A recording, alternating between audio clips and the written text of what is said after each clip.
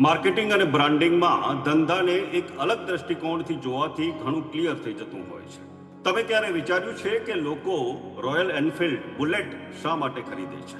Bullet સૌથી સસ્તી છે એટલા માટે ખરીદે છે? એની એવરેજ, એનું માઇલેજ સૌથી વધારે છે એટલા માટે ખરીદે છે? બિલકુલ નહીં.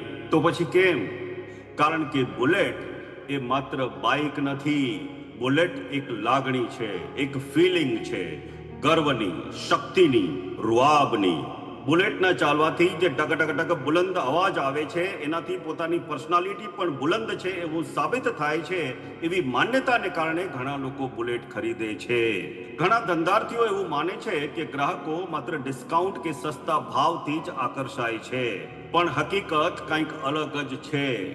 કેમ કે લોકો માત્ર વસ્તુઓ જ નથી ખરીદતા, પણ એ વસ્તુની સાથે મળતો અહેસાસ પણ ખરીદે છે. હજી એક ઉદાહરણ જોઈએ. તમે રોલેક્સ ઘડિયાળની જાહેરાતમાં કોઈ દિવસ 10% કે 5% ડિસ્કાઉન્ટ એવું લખેલું જોયું છે? નહીં જોયું હોય. કેમ કે રોલેક્સ ટાઈમ જોવાનું મશીન માત્ર નથી વેચતું. એ સફળતા, પ્રતિષ્ઠા, સ્ટેટસ અને એક શાનદાર લાઈફસ્ટાઈલ વેચે છે. ડિસ્કાઉન્ટ કે કિંમતની વાત તો છેલ્લે આવે છે. તમારી જાતને એક પ્રશ્ન પૂછો. તમારો ધંધો કસ્ટમરને કઈ લાગણી આપે છે? ભરોસો, સફળતા, આરામ કે પછી પોતાપણાનો અહેસાસ?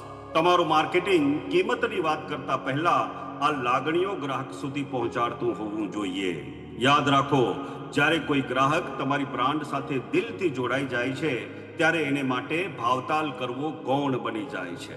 વસ્તુઓ માણસની જરૂરિયાતો સંતોષે છે, પણ લાગણીઓ અતૂટ વિશ્વાસ અને વફાદારી જગાડે છે. માટે માત્ર કિંમત ઘટાડીને સ્પર્ધા કરવાનું બંધ કરો. એક એવી બ્રાન્ડ બનાવો જેને લોકો માત્ર પરવડે એટલે ખરીદે એવું નહીં, પરંતુ દિલથી ખરીદવા ઈચ્છતા હોય.